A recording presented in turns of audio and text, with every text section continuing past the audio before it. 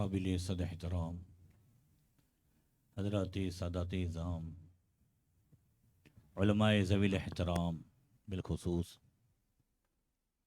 हज़रत हाफिज़ो क़ारी सादिक साहब, मौलाना सरफराज साहब, हाफिज़ो क़ारी यूसुफ नूरी साहब, मौलाना हाफिज़ जावेद साहब, दीगर तशरीफ़ फरमा तमाम उलमाए किराम, सामीन किराम, अस्सलामु अलैकुम व रहमतुल्लाहि व बरकातुहू।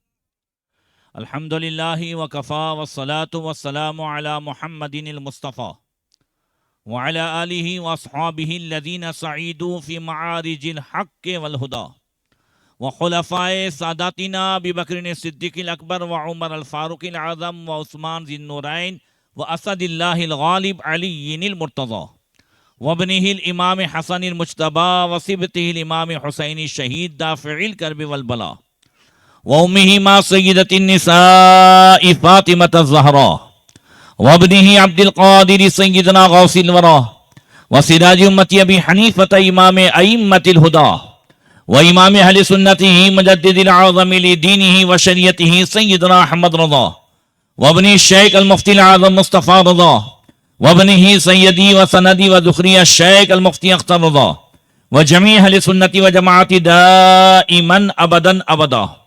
अम्मा बाद फ़अऊज़ु बिल्लाहि मिनश शैतानिर रजीम बिस्मिल्लाहिर रहमानिर रहीम। या अय्युहल्लज़ीना आमनू इन तंसुरुल्लाह यंसुरकुम सदक़ल्लाहु मौलानल अज़ीम। दुरूद शरीफ पढ़ें। अल्लाहुम्मा सल्लि अला सय्यदना मौलाना मुहम्मदिन मअदनी जूदी वल करम व आलिहि व सहबिही व बारिक वसल्लिम।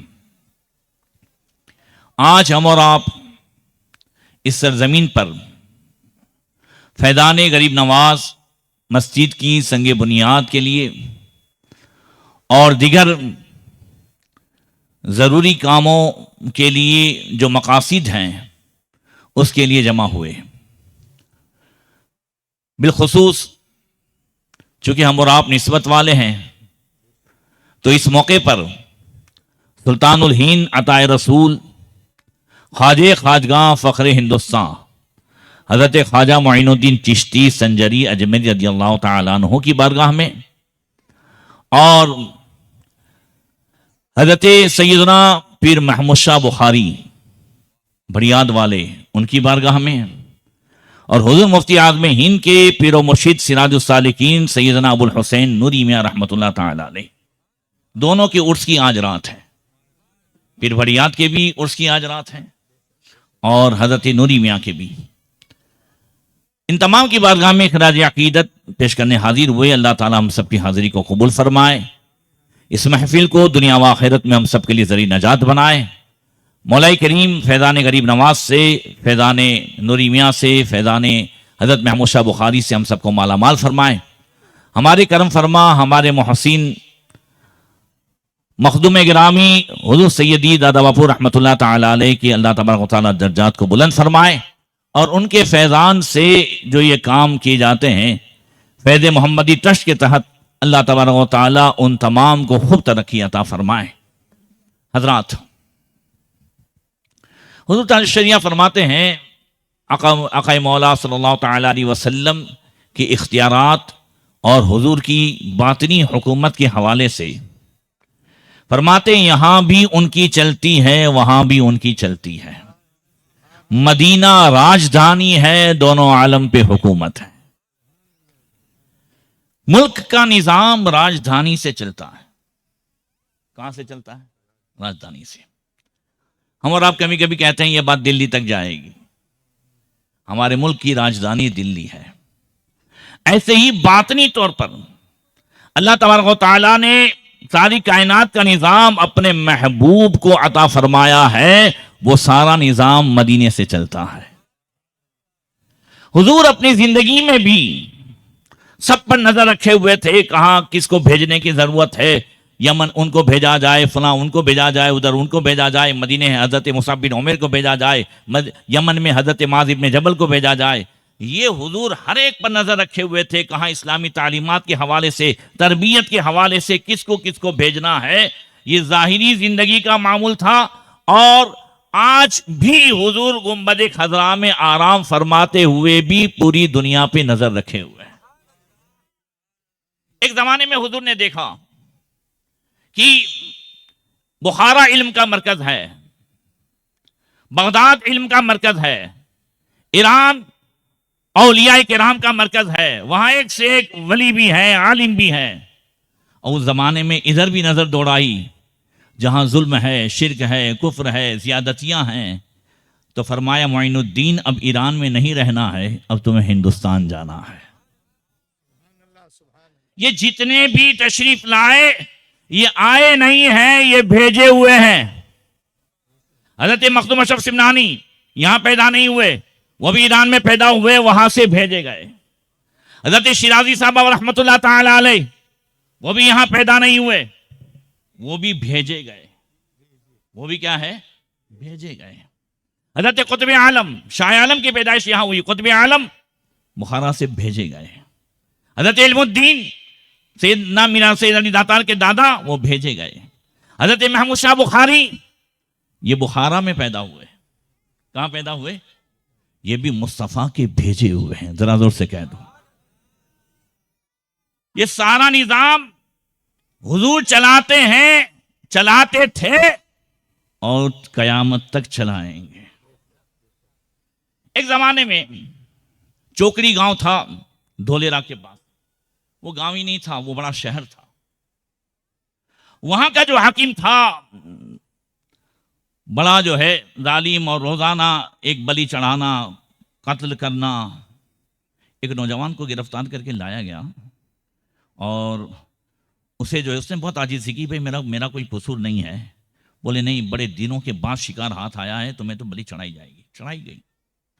बुढ़िया जो है उसकी माँ बड़ी परेशान हुई, रोते रोते उसकी हालत खराब हो गई। दरबार तक किसी ने पहुंचने नहीं दिया। जब रो रो करके जा रही थी तो किसी की नजर पड़ गई। उसने कहा अगर यहां फरियाद नहीं सुनी गई है तो मदीने फरियाद सुनी जाएगी। हज का जमाना था, सूरत बंदर गई। वह हाजियों से कहा, हाजियों ने कहा अगर तुम कहो तो हम हुजूर की बारगाह में तुम्हारा जो है अरीजा पेश कर देंगे, और अगर तुम खुद आना चाहती हो तो हम इंतजाम कर देते हैं साथ ले जाने के लिए, तुम हमारे साथ चली आओ। उसने कहा मेरे पास इंतजाम है, मैं खुद आना चाहती हूँ। वो खुद गई, हज किया, बारगाह रिसालत में हाजिर हुई। खूब रो रो करके उसने अपना अरीजा पेश किया। नौजवान बेटे को किस तरीके से कत्ल किया गया सब कुछ पेश किया। रात को सोई, मुस्तफ़ा ख्वाब में तशरीफ लाए। आला हज़रत फरमाते हैं वल्लाह वो सुन लेंगे, फरियाद को पहुंचेंगे। इतना तो हो कोई जो आह करे दिल से। फरियाद उम्मती जो करे हाले जार में, मुमकिन नहीं कि खैर बशर को खबर ना हो। आज भी मदद मिल सकती है, हाले जार की जरूरत है। जरा जोर से कह दो, किसकी जरूरत है? आह की जरूरत है। अब साहब हम 5 टाइम नमाज में दुआ करते हैं, हाथ यूं होता है, ध्यान कहीं होता है, तो इसको हालेजार नहीं कहते। समझ रहे? हालेजार किसे कहते हैं? वो तड़प किसे कहते हैं? हजरत सैयद अब्दुल हक बाबा चिश्ती रहमतुल्लाह ताला अलैह सिंधे नंबर के हुजरे पर बैठे हुए थे। गरीब नवाज के आस्थाने पर शोर सुनाई दिया तो आपने पूछा खादिम से, देखो क्या है? सैयद अब्दुल हक बाबा चिश्ती सदरुल शरिया के खलीफा थे। किसके खलीफा थे? सदरुल शरिया के। आज भी छठी शरीफ में सुबह कुल में वही शजरा पढ़ा जाता है, और 2008 में वो शजरा वहां पर सुबह 9 बजे मैंने भी पढ़ा है। तो आज ये कर रहा था कि उन्होंने कहा देखो क्या शोर हुआ है। खादिम आया, कहने लगा हुजूर एक औरत के यहाँ औलाद नहीं थी, बहुत ही जो है रो रो करके गरीब नवाज की बारगाह से मांगा। अल्लाह ताला ने गरीब नवाज के वसीले से अता फरमाया। अहले सुन्नत का अकीदा सुन ले, जो कोई भी जिसको मिलता है अल्लाह ही अता फरमाता है, औलिया किराम के वसीले से अता फरमाता है। समझ रहे हैं? तो वो जो है अल्लाह ताला ने बेटा अता फरमाया, आज उसे तोलने के लिए लाई थी। मन्नती लोग मानते हैं कि मिठाई से तोलेंगे, पेड़े से तोलेंगे, शक्कर से तोलेंगे। एक पलड़े में मिठाई रखी गई, एक पलड़े में बच्चा रखा गया, और बच्चे ने उसी वक्त जो है दम दे दिया है। बच्चा इंतकाल कर गया है, औरत पागल जैसी हो गई है, अनसन बक रही है। सैयद अब्दुल हक बाबा चिश्ती खड़े हुए, वहां गए, औरत से कहा जबान बंद कर, बच्चे को उठा, मेरे पीछे आ। पीछे आई, कहा गरीब नवाज की पैंती की तरफ डाल दे, पैंती की तरफ डाल दिया, कहा बाहर निकल, अब मैं कहता हूं वैसे मांग। कैसे मांगू? कहा कहे कि मैं जिंदा लाई थी जिंदा ले जाऊंगी, जोर से कह दो, जिंदा लाई थी जिंदा ले जाऊंगी। तीसरी मर्तबा जब औरत ने कहा, लोगों ने देखा, बच्चे ने हरकत की और दौड़ते हुए जो है वो सीधे मां के गोद में आ गया। ख्वाजा हिंद वो दरबार आला तेरा, कभी महरूम नहीं मांगने वाला तेरा। तो आह चाहिए, आहोजारी चाहिए। बस हुजूर जो है ख्वाब में तशरीफ लाए, फरमाया बुढ़िया गम न कर, बुखारा चली जा, वहां मेरी ही नस्ल का महमूद बुखारी, उनसे जाके मुलाकात करना, उनसे कहना वो तेरी मदद के लिए आएगा। हजरत सैयद महमूद बुखारी ये इमाम मूसा काजिम की औलाद में से, और शजरे के एतबार से यानी जो है सिलसिले के एतबार से कादरी बुजुर्ग हैं सैयद अब्दुल वहाब। हमारा जो सिलसिला है शजरा है गौसे पाक के साहबजादे हजरत अब्दुल रज़ाक से, और उनका जो चला है तरीकत का वो हजरत अब्दुल वहाब से, तो कादरी बुजुर्ग हैं। उसी जमाने में हजरत महमूद शाह बुखारी भी आए हुए थे हज में, वो मदीने में हाजिरी दी। रात सोए थे कि मुस्तफ़ा करीम ख्वाब में तशरीफ लाए, फरमाया महबूब तुम्हें हिंदुस्तान जाना है। बढ़ियात दिखाया, चौकड़ी गांव दिखाया, सब कुछ दिखाया, कहा यहाँ यहाँ जो है ये जुल्म हो रहा है, वहां पहुंचना है। हजरत तो जो है बुखारा तशरीफ ले गए, सोच रहे हैं कैसे जाएंगे, क्या मामला है क्या नहीं है। औरत ने काफले वालों से कहा कि मुझे बुखारा जाने का हुक्म हुआ है। बुखारा के काफले को ढूंढा गया, उनसे साथ बुखारा भेजा गया। सैयदों का महल्ला वहां पे बहुत खास था, वहां पहुंची। महमूद बुखारी कौन है, महमूद बुखारी कौन है? हजरत की जवानी का आलम था, लोगों ने कहा ये महमूद बुखारी है। सारा किस्सा सुनाया। आपने कहा मुझे भी हुक्म हुआ है, मैं इंतजार ही में था। अब लोगों को जमा किया, यहाँ के जुल्म सितम को बयान किया। एक काफिला तैयार हुआ, वहां से चले, 5 रज्जब को अहमदाबाद पहुंचे, वहां से धोलका पहुंचे, और फिर वहां से जो है ये धोलेरा की तरफ आपने अपना कयाम किया। मैं बहुत शॉर्ट में बताता हूँ, बहुत शॉर्ट में। धोलेरा जो है कयाम किया, साथियों को बुलाया, कहा क्या करना है? किसी ने कहा धवा बोल दें, किसी ने कहा ये कर दें, बोले नहीं, इस्लाम का जो तरीका है पहले वो तरीका अपनाएंगे। खत लिखा, दावत दी, उसमें साफ लिखा हुकूमत करने नहीं आए, मुल्क नहीं चाहिए, बादशाही नहीं चाहिए, सिर्फ इतना चाहिए कि मुसलमानों पे जुल्म सितम ना हो, इसे छोड़ दें। और दूसरा ये कि या तो इस्लाम कबूल कर ले या जंग। हकीम कहता है मैं जंग के लिए तैयार हूं, किसी को भी छोड़ूंगा नहीं। दूसरे दिन जंग हुई, अल्लाह ताला ने शानदार फतेह अता फरमाई। महमूद शाह बुखारी, हकीम मारा गया, मगर महमूद शाह बुखारी जो है वो रोने लगे। किसी ने कहा हुजूर क्यों रो रहे हैं, फतेह हुई है। कहा मेरी तो तमन्ना थी शहादत की, मुझे शहादत नहीं मिली, मैं तो वहां से इसलिए चला था। रात को सोए, हुजूर ख्वाब में तशरीफ लाए, अर्ज की या रसूलल्लाह फतेह तो मिल गई है मगर मेरी तमन्ना शहादत की थी। मुस्तफ़ा करीम ने फरमाया घबराओ नहीं, अनकरीब तुम हमसे मिल लोगे। रात हुई, सुबह हुई। सुबह होने से पहले हाकिम का भाई जो चला गया था, उसे पता चला कि भाई मारा गया है, बदला लेने आया, और हजरत सो रहे थे और उसी वक्त जो है आपको शहीद कर डाला। सुबह फजर की नमाज का टाइम हुआ, लोगों ने जो है इर्द गिर्द देखा कि हजरत नहीं आ रहे हैं, महमूद शाह बुखारी नहीं आ रहे हैं। जैसे ही कमरे में देखा, खीमे में देखा तो शहीद हो चुके थे। तैयारी हुई, लेके निकले। जैसे ही धोलेरा बंदर जाना है, वहां से बुखारा जाना है, यह सारा प्लान हो गया। मगर भरियात पहुंचे, जहां तालाब है, वहां नमाज का टाइम हुआ था। कहा वजू करके नमाज करे, जनाजे को रखा, नमाज पढ़ी सबने, और जैसे ही जनाजा उठाने के लिए गए तो उठ नहीं रहा था। बहुत कोशिश की, जनाजा उठ नहीं रहा था। गैब से आवाज आई ये यहीं पर मदफन है इनका, यहीं पर दफन होंगे, ये यहीं की मिट्टी से पैदा किए गए हैं। जरा जोर से कहें, जो जहां की मिट्टी से पैदा होता है वहीं उनका दफन मदफन होता है। आका फरमाते हैं मैं अबू बकर और उमर एक ही मिट्टी से पैदा किए गए हैं, हाँ कदा नुबासो यौमल क़ियामा, कल क़यामत के दिन ऐसे ही उठाए जाएंगे। महबूब रब्बे अर्श है इस सब्ज़ कुब्बा में और पहलू में जलवा गाह आतीको उमर की है। तो अर्ज ये कर रहा था कि अल्लाह ताला ने ये निज़ाम मुकर्रर फरमाया है, हर एक को चुन करके हर जगह रखा जाता है। हमारे सौराष्ट्र के लिए अल्लाह ताला ने अपने हबीब ही की औलाद में से सरकार दादा बाबू को चुन लिया था। ऐसे मौके पर कि जहां बदमज़हबों ने सर उठाया था और जगह जगह मस्जिदें बना बना कर लोगों के ईमान को लूटा जा रहा था, दादा बापू ने ऐसी ऐसी जगह मस्जिदें बनाई हैं जहां सुन्नियत का नाम लेवा कोई नहीं था। कोई सुन्नी अगर घर में नाज शरीफ बजाता था तो बदमज़हब घुस के मारते थे। आज दादा बापू के करम से वहां 6 मस्जिदें हैं और ईद मिलाद का जुलूस भी निकलता है। सही है मेरी बात? आप देखें बहुत सारे गांव, महुआ है, बोटाद है, आखिरी बस्ती में मैं दादा बाबू सब साथ में ही थे। तो ऐसी ऐसी जगह काम किया है और पायेदार काम किया है। पायेदार काम किसे कहते हैं? जलसा काम के लिए एक जो है नक्शे के मानिंद है, काम की प्लानिंग के मानिंद है। जलसा काम नहीं है, सुनिएगा गौर से, जलसा काम नहीं है, काम की प्लानिंग है, काम की तरगीब के लिए है।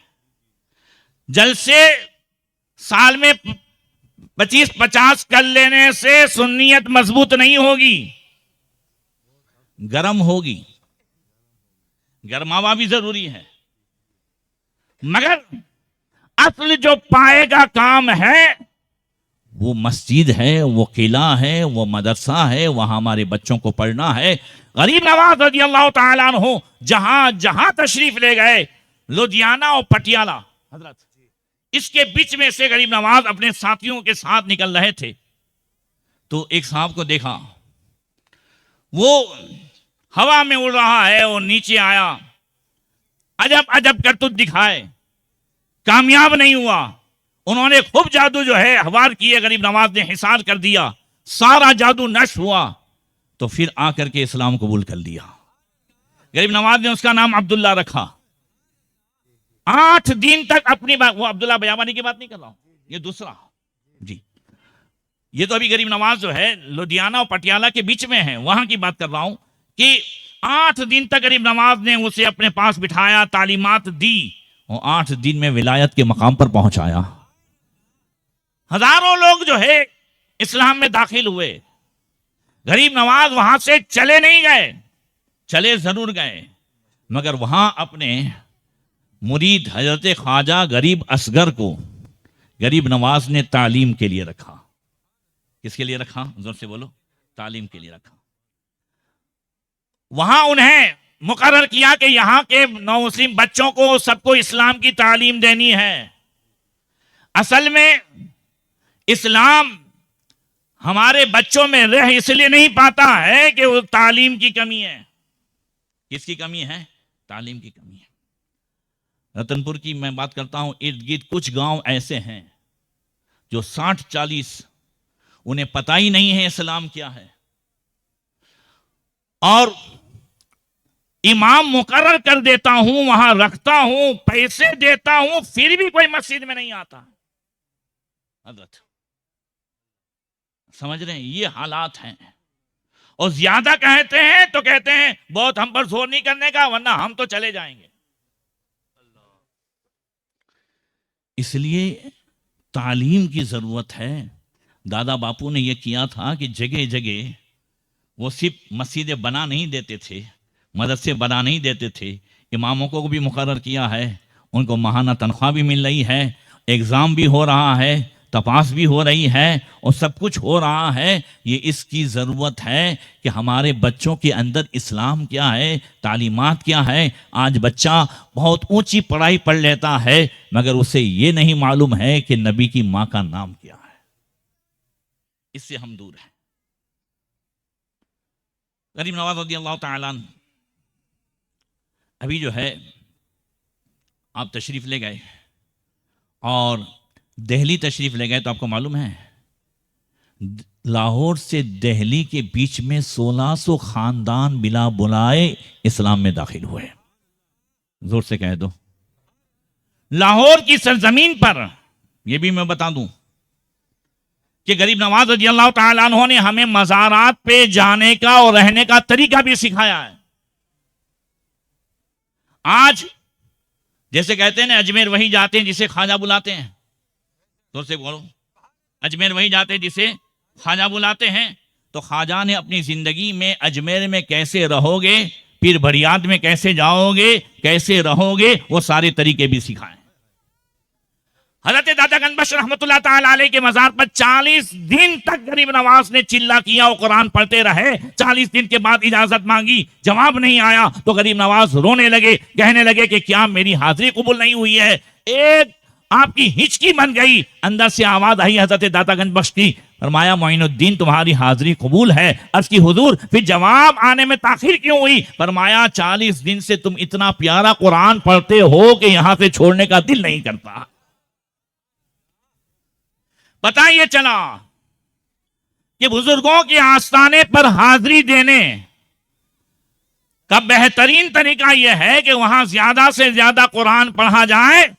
और अगर कुरान पढ़ना ना आता हो, बड़े अफसोस के साथ कहता हूं, तो फिर वहां बैठ करके दुरूद पढ़ा जाए, 73,000 मरतबा कलमा शरीफ ही पढ़ लिया जाए। आपके लिए भी जखीरा हो जाएगा और साहिब मज़ार के लिए भी बुलंदी दर्जात का जरिया हो जाएगा। मैंने इसलिए कहा कि अफसोस के साथ कहता हूं कि कुरान पढ़ना ना आता हो। ये इसलिए कहना पड़ा कि मैं मुसलमानों के बीच में खड़ा हूं। किसके बीच में खड़ा हूं? मुझे शर्म आती है ये कहते हुए कि कुरान पढ़ना ना आता हो। आपकी बात नहीं करता, शर्म मुझे आती है, मैं आपकी नहीं कहता जी, आप बुरा ना लगाएं। शर्म मुझे ये आती है कि मुझे ये कहना पड़ता है कि कुरान पढ़ना ना आता हो। मुसलमान का बच्चा और कुरान पढ़ना ना आता हो, फिर आएगा क्या? हमारे पास जो किताब है वो किसी जमीनी नहीं, आसमानी किताब है। ये सिर्फ कुरान खाने के लिए नहीं है, ये सिर्फ तीजे और 40वें के लिए नहीं है, ये सिर्फ मरने वाले की रूह को आसानी के लिए करने के लिए नहीं है। कुरान हकीकत में हमने उसका इस्तेमाल सिर्फ मुर्दों के लिए किया है, उसका फायदा सिर्फ मुर्दों को पहुंचाया है। कुरान सिर्फ मुर्दों के लिए नहीं आया है, कुरान मुर्दा दिलों को जिंदगी बख्शने के लिए आया है। कब पता चलेगा कि कुरान हमें जिंदगी बख्श रहा है? जब हम कुरान को पढ़ेंगे, कुरान को सुनेंगे। कुरान सिर्फ उसमें नमाज ही का जिक्र नहीं है, कुरान उसमें सिर्फ रोजे का जिक्र नहीं है। हुफाज भी बैठे हैं, उलमा भी बैठे हैं। हजरत कुरान पाक में सबसे बड़ी आयत है 3 पारे में, ठीक है, सूरह बकरा में 1 पेज की आयत है। कितनी? 15 लाइन की सिर्फ एक आयत। एक खाली मैं मिसाल दे रहा हूं। जानते हो इतनी बड़ी आयत का टॉपिक क्या है? टॉपिक क्या है उसका? एक ही आयत, 15 लाइन की आयत में अल्लाह ताला ने नमाज के हवाले से नहीं बयान फरमाया, रोजे के हवाले से नहीं बयान फरमाया। क्या बयान फरमाया है? या अय्युहल्लज़ीना आमनू इज़ा तदायनतुम बिदैनिन इला अजलिन मुसम्मा। ये आयत मुदायना, इसमें अल्लाह फरमाता है ऐ लोगों, जब आपस में लेन देन करो, कर्ज लो, तो इसे लिख लिया करो। कौन लिखेगा, कौन नहीं लिखेगा, किसको गवाह बनाया जाएगा, किसको गवाह नहीं बनाया जाएगा। 15 लाइन में अल्लाह ताला ने सिर्फ एक टॉपिक को बयान फरमाया है। जानते हैं इसको न समझने की वजह से आज कितना होता है, कितने भाइयों का पैसा जाता है। जबानी लेन देन होता है ना, लिखा हुआ तो होता नहीं। हम क्या कहते हैं, लखेलू वंचाई। कुरान ने इसी लखेलू वंचाई का पूरा टॉपिक 15 लाइन में बयान फरमाया है। ये तो मैंने एक मिसाल दी है, सिर्फ आपको जो है एक मजा चखाया है। कौन सी चीज है जो कुरान में नहीं है? आज गैरों के साइंसदान कामयाब हैं तो कुरान पढ़ने की वजह से, और आज हम पीछे हैं तो कुरान छोड़ने की वजह से। पूरा मुजमा मुझे बताएं, उर्दू पढ़ना तो नहीं आता? उधर से बोलो, नहीं आता ना? अरबी पढ़ना नहीं आता? नहीं आता। सुनना आता है? उर्दू सुनना आता है ना? हाँ या ना बोलो, सुनना आता है? आज हर मोबाइल में सिर्फ एक मैसेज ऐसा रखो कि जहां टच करो कुरान की आयत भी शुरू हो जाए, कंजुल ईमान का तर्जमा भी शुरू हो जाए, तफसीर भी आ जाए। ऐसे मैसेज मौजूद हैं, ये सारी तैयारियां हैं, ये सब कुछ है। सिर्फ हमें पढ़ने की नहीं, अगर पढ़ नहीं सकते तो सुन तो सकते हैं। हाँ, हजरत उमर ने कुरान पढ़ा नहीं था, बहन की जबान से सुना था। तो बहन की जबान से सुनने की वजह से हजरत उमर जो मुस्तफा को शहीद करने चले थे, मुस्तफा के गुलाम हो गए। सुभान अल्लाह, नारे तकबीर, नारे रिसालत। गरीब नवाज फरमाते हैं कि कुरान से दिल नरम होता है। जोर से बोलो, क्या होता है? सबसे बड़ा फायदा क्या होगा कुरान से?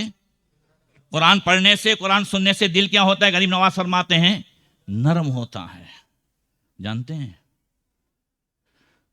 किसी भी चीज को बोना है ना तो नरम ही करना पड़ेगा। आप जमीन को नरम किए बगैर कोई बीज उगा नहीं सकते। ऐसे ही दिल को नरम करने के लिए कुरान की जरूरत है, दुरूद की जरूरत है, कलमे की जरूरत है। जब दिल नरम होगा तो अल्लाह की मारिफत और हुजूर की मोहब्बत का बीज खुद ब खुद उसमें आ जाएगा। तो अर्ज ये कर रहा था कि कुरान हम पढ़ें और अपने उलमा से पूरा मजमा जरा देखें। मुझे एक मिसाल देता हूं आपको, कुरान पढ़ने की क्यों जरूरत है। नमाज पढ़ते हैं, जोर से बोलो, उसमें सूरह फातिहा पढ़ना वाजिब है ना?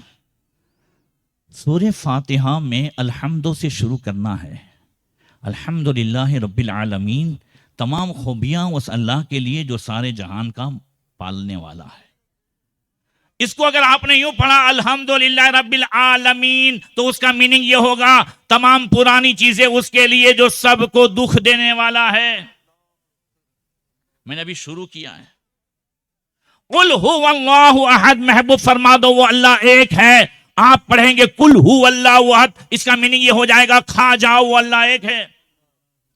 कुल फरमाओ, कुल खाओ। पता ये चला कि ये जो अरबी में कुरान है उसका उच्चार सीखना जरूरी है। सीखने के लिए कोई उम्र की कैद नहीं है। आज दादा और नाना को नवासे और पोते मोबाइल सिखाते हैं, बहुत सारे फंक्शन सिखाते हैं। बोलो सिखाते हैं कि नहीं सिखाते? कभी दादा पोते से कहता है हाँ बेटा बता इसमें क्या है, वो बताता है। मुझे खुद मेरा बेटा कभी कभी बताता है इसमें ये है, इसमें ये है, इसमें ये है। पता ये चला कि जब एक दादा और एक नाना पोते और नवासे से इस उम्र में मोबाइल सीख सकते हैं, तो ये इतनी उम्र के लोग अपने उलमा से कुरान भी सीख सकते हैं। बोलो सीख सकते हैं कि नहीं सीख सकते? अपने उलमा से फायदा उठाओ। रात को बाजार में बैठ करके गीबतें, चुगलियां और जो है इधर उधर की बातें, इन सब से बेहतर है सिर्फ 15 मिनट निकालो और 15 मिनट निकाल करके दीन सीखने की कोशिश करो। अल्लाह के रसूल ने इरशाद फरमाया या माआज लिअन तगदुआ तुअल्लिम आयतन मिन किताबिल्लाह खैरुम मिन अन तुसल्ली मिअत रकातिन। ए माआज, सुबह इस हाल में किया है कि अगर तूने रात में कुरान की एक आयत सीख ली है, अल्लाह पूरी रात 100 रकात नवाफिल पढ़ने से ज्यादा सवाब अता फरमाएगा। वया माज लिअन तग़दुवा तुअल्लिम बाबा मिनल इल्म खैर मिन अन तुसल्ली अल्फ रकातिन। ए माज, अगर तूने सुबह इस हाल में की है कि रात में चंद मसले सीख लिए हैं तो अल्लाह पूरी रात में 1000 रकात नवाफिल पढ़ने से ज्यादा सवाब अता फरमाएगा। समझ रहे हैं?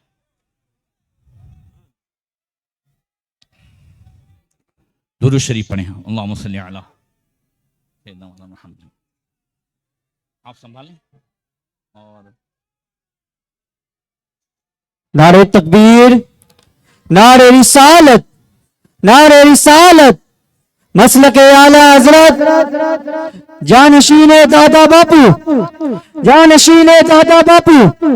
नारे तकबीर, नारे रिसालत, नारे रिसालत। देखो देखो कौन आया, देखो देखो कौन आया। सुन्नी वाला नारा लगाओ, नारे तकबीर, नारे रिसालत, नारे रिसालत। मसलके आला हजरत, मसलके आला हजरत। देखो देखो कौन आया, देखो देखो कौन आया, देखो देखो कौन आया। खानदान अहले बैत, खानदान अहले बैत, खानदान अहले बैत। नारे तकबीर, नारे रिसालत।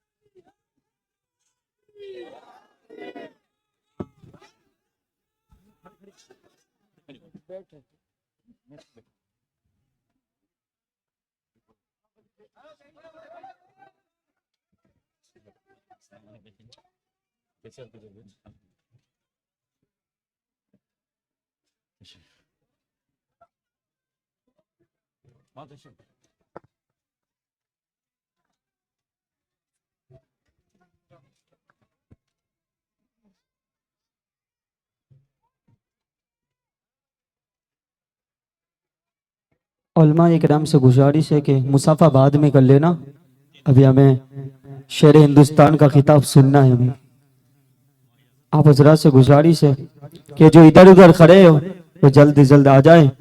आइए, मैं अर्ज कर रहा था कि इन मस्जिदों का फ़ायदा हमें रात ने दिन मिलना चाहिए, वहाँ तालीम का सिलसिला रात ने दिन शुरू रहना चाहिए। आइए, अब सबसे पहले मदीने शरीफ में हुजूर ने, मदीने की बात करता हूँ, कुबा की नहीं, मदीने में मस्जिद नबी शरीफ को जो तामीर की है उसका नक्शा आपके सामने पेश करता हूँ। उसी दौरान यह सिलसिला इंशाअल्लाह शुरू रहेगा। हुजूर इजाज़त है? अल्लाह के रसूल सल्लल्लाहु तआला अलैहि वसल्लम ने, हदीस में है, लम्मा अरादा नबी सल्लल्लाहु तआला अलैहि वसल्लम बिबिनाए मस्जिद शरीफ फ़क़ाल या बनी नज्जार सामिनूनी हाइदिकुम आई बुस्तानिकुम उस्कुरु ली समनहु। ऐ लोगो, अल्लाह के रसूल सल्लल्लाहु अलैहि वसल्लम ने जब मस्जिद नबी शरीफ की तामीर का इरादा फरमाया ना, तो जो ज़मीन मस्जिद नबी शरीफ की ली गई वो 2 यतीम बच्चों की थी, सहल और सुहेल, जो कबीले बनु नज्जार से थे। हुजूर ने कबीले बनु नज्जार के लोगों को बुलाया, बड़ों बड़ों को बुलाया, फरमाया, ऐ बनु नज्जार, तुम अपने इस बाग की कीमत बोलो, ली अश्तरियाहु मिनकुम, ताकि मैं तुमसे खरीद लूं। उन्होंने अर्ज की, बल नतलुबहु इलल्लाह, बल नहबु लक या रसूलल्लाह, हमें आपसे कीमत नहीं चाहिए, हम तो अल्लाह से इसकी कीमत लेंगे। अल्लाह के रसूल सल्लल्लाहु तआला अलैहि वसल्लम ने मना फरमाया। फअबा रसूलुल्लाह सल्लल्लाहु तआला अलैहि वसल्लम वबताअ बिज़ालिका बिअशरति दनानीर व अद्दाहा मिन माल अबी बकर सिद्दीक। हुजूर ने मना फरमाया, कहा नहीं, तुम्हें ये मुझे बेचनी पड़ेगी।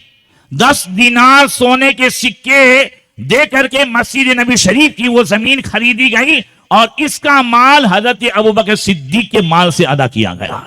जरा जोर से कह दो। तभी नबी ने फरमाया, मा नफानी मालो अहदिन कत्तो मा नफानी मालो अबी बकरीन, मुझे किसी के माल ने उतना नफा नहीं दिया जितना कि अबू बकर के माल ने नफा पहुंचाया है। अब यहां पर एक मसला पेश करता हूं। वो लोग सामने से जमीन दे रहे थे और हुजूर ने मना फरमाया। अच्छा, अब आगे जब हुजूर को मस्जिद नबी शरीफ को बढ़ाना हुआ, एक अंसारी की जमीन थी, हुजूर ने उनको बुलाया, फरमाया ये जमीन तुम जो है मस्जिद को वक्फ कर दो, इसके बदले में अल्लाह ताला तुम्हें जन्नत अता फरमाएगा, जन्नत में महल अता फरमाएगा। वो कहने लगा हुजूर मेरे पास सिर्फ यही मूड़ी है, बीवी बच्चों के लिए, सबके लिए, इसके अलावा कुछ नहीं है। तो हुजूर ने फरमाया चल निकल गया इस्लाम से, ऐसा नहीं फरमाया। फरमाया कोई बात नहीं, कोई बात नहीं।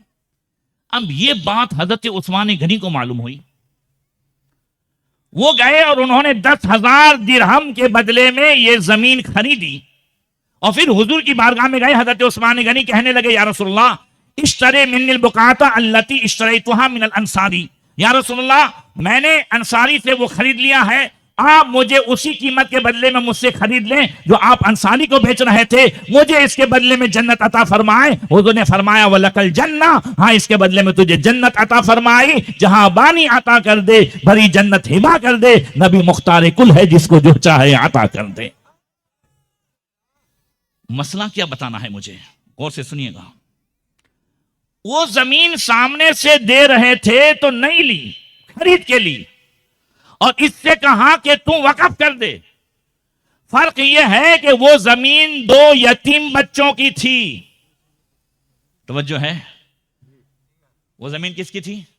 2 यतीम बच्चों की थी। इसलिए हुजूर ने फरमाया नहीं, ये नहीं ली जाएगी। यतीम जब तक बड़े ना हो जाएं, खुद कफील ना हो जाएं, वो अपनी तरफ से अभी देने के लायक नहीं है, तो उनकी तरफ से कोई दूसरा भी नहीं दे सकता।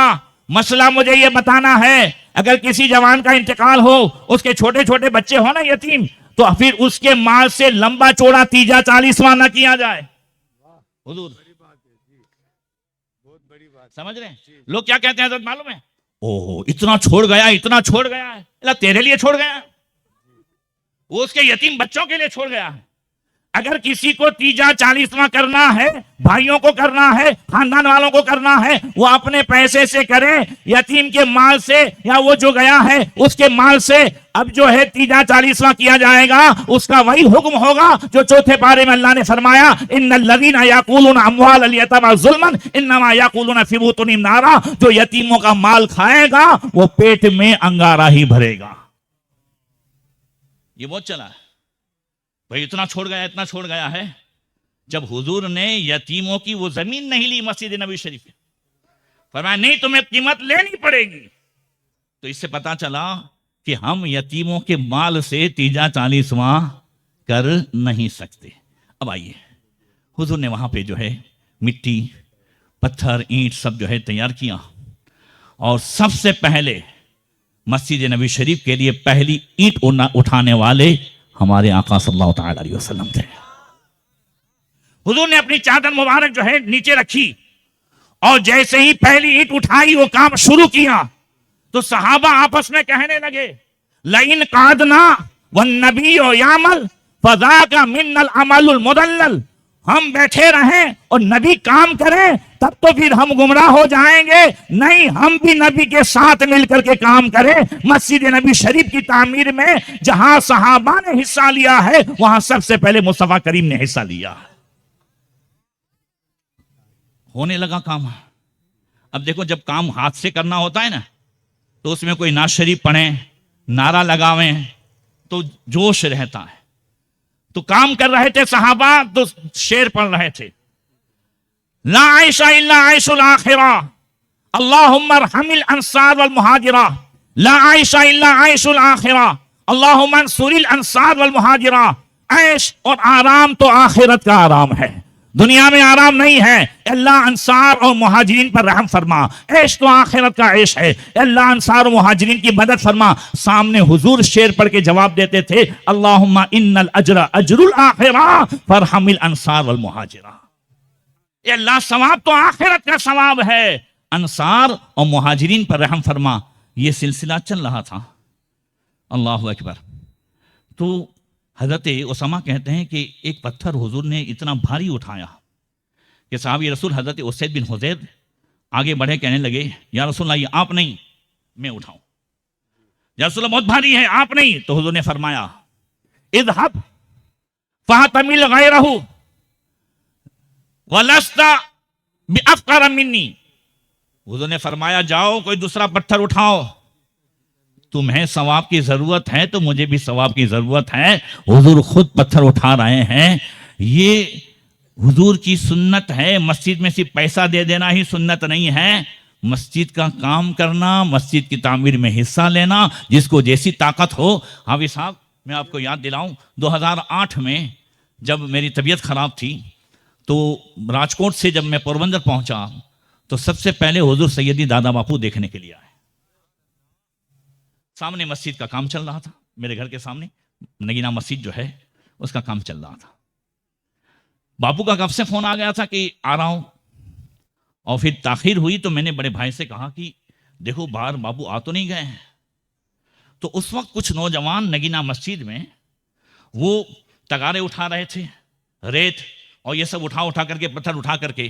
तो मेरे भाई ने आकर के कहा कि बापू तो उस लाइन में खड़े हैं और बापू भी तगारा उठा करके लोगों को दे रहे हैं। समझ रहे हैं, ये थे सरकार दादा बापू। इसीलिए कभी कभी हमारे उस्ताद कहते थे कि हम इल्म पढ़ते हैं और ये अल्लाह वाले इल्म को अपने अमल से लोगों को बताते हैं।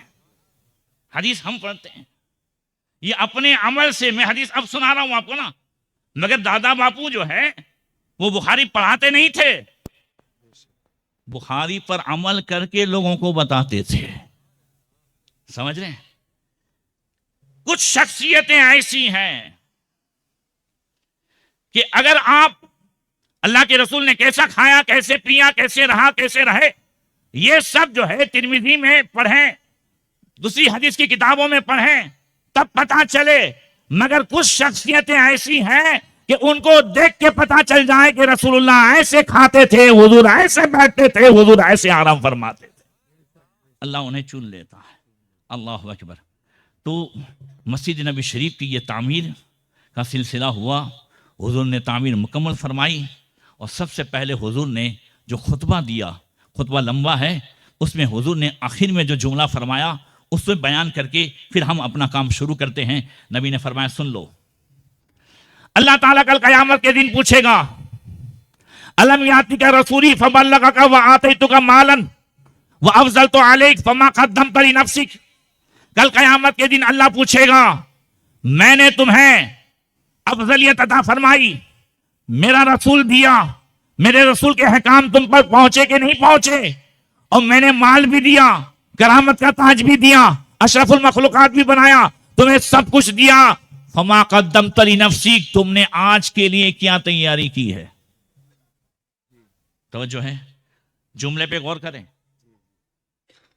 आज के लिए नहीं, यानी हम जो यहां करेंगे, वमा तुक़द्दिमू लिअन्फुसिकुम मिन खैरिन तजीदुहु इंदल्लाह। आज जो मस्जिद में दिया जाएगा, आज जो मदरसे में दिया जाएगा, आज जो किसी को पानी पिलाया जाएगा, आज किसी यतीम की मदद की जाएगी, आज किसी बेवा का आसरा जो है बना जाएगा, ये सब कल क़यामत में अल्लाह तबारक व तआला उसका अज्र अता फरमाएगा। तो पता ये चला कि हमें जो कुछ करना है वो अपने लिए करना है। फमा क़द्दमत लिनफ्सिक, तू अपने लिए क्या लाया है, अपने लिए क्या लाया है। अल्लाह अकबर। तो कहते हैं नबी आका फरमाते हैं वलियंजुरुन्ना यमीना व शिमाला, दाएं बाएं देखेगा, फला यरा शयन, कुछ भी नहीं दिखेगा।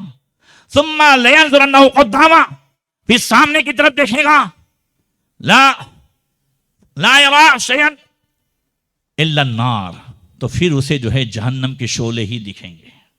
अब हुजूर फरमाते हैं मन इस्तता अन यक़िय वजहहु मिनन नार वलौ बिशिक्किन तमरतिन फलियफ़अल। ऐ लोगों, अगर तुम अपने आप को जहन्नम की आग से बचाना चाहते हो, आगे बाद में बढ़ूंगा, पूरा मजमा बोले बचाना चाहते हो ना, आवाज नहीं आई, जोर से, बचाना चाहते हो, जहन्नम की आग से बचाना चाहते हो, वलौ बिशिक्किन तमरतिन फलियफ़अल। तो नबी ने फरमाया अल्लाह की राह में आधी खजूर की गुठली दे करके भी बचने की कोशिश करो।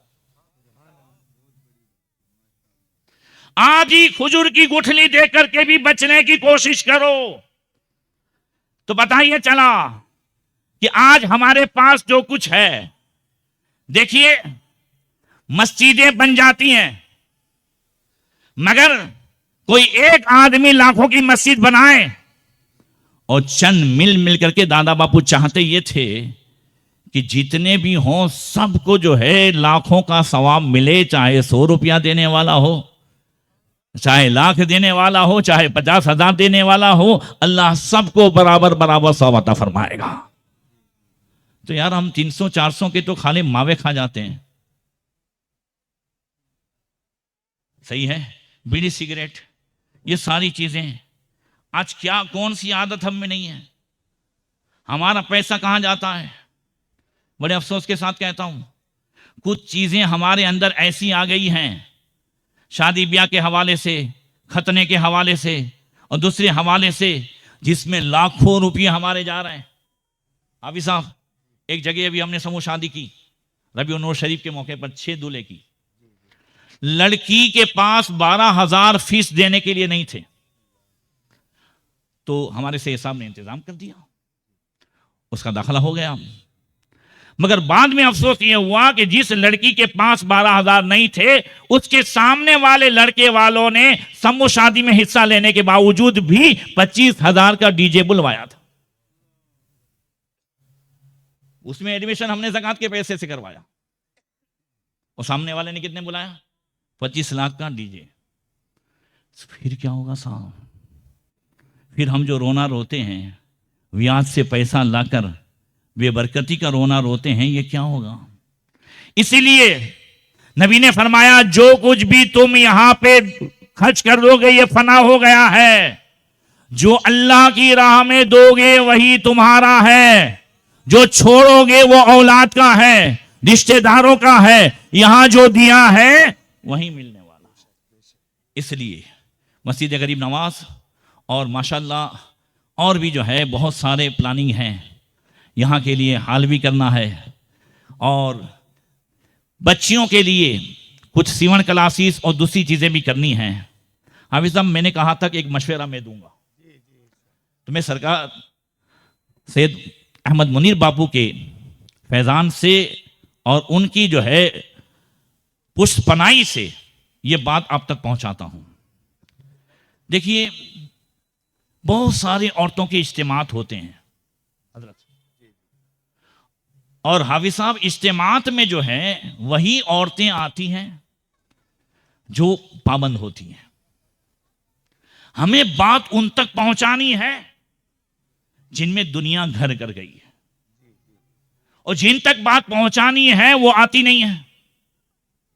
तो क्यों ना ऐसा किया जाए कि ऐसी बच्चियों के लिए जो कॉलेज में जाती है, जो दूसरे जो है कामों में जाती हैं, उनके लिए सीवन क्लासेस है, उनके लिए जो है दूसरा जो औरतों के लिए मेहंदी क्लास है वगैरह सब रखा जाए, और फीस न ली जाए हजरत, और 2-2 घंटे की उनकी जो है ये सारे क्लासेस रखे जाएं, और एडमिशन में पहली शर्त ये हो कि हफ्ते में 1 दिन दीन के लिए देना पड़ेगा। हजरत सूरत में ये शुरू हुआ है, और माशाल्लाह बहुत कामयाब है। वो बच्चियां आती हैं कि जिन तक हमें दीन की बात पहुंचानी है, तो शर्त ये रखी जाए कि उन्हें हफ्ते में 1 दिन किसके लिए देना पड़ेगा। 2 घंटे यहां आती हैं तो वो 2 घंटे उसे दीन के लिए देने होंगे, उसे दीन सीखना होगा, उसे बातें सुननी होगी। इस तरह जो है हम दुनिया दे करके आराम से दीन की बातें पहुंचा सकते हैं। इसके लिए शुरुआत करते हैं। सबसे पहले मैं अपनी तरफ से 6,000 और अपने बड़े भाई मरहूम की जानिब से 21,000 जो है वो ऐलान करता हूँ मस्जिद उसमें। अब आइए, नारे तकबीर, नारे रिसालत, मसलके आला हजरत।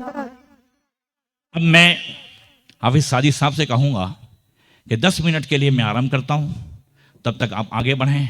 फिर इंशाअल्लाह तबारक व तआला कुछ हदीस या गरीब नवाज का इरशाद लेकर के फिर मैं आता हूँ।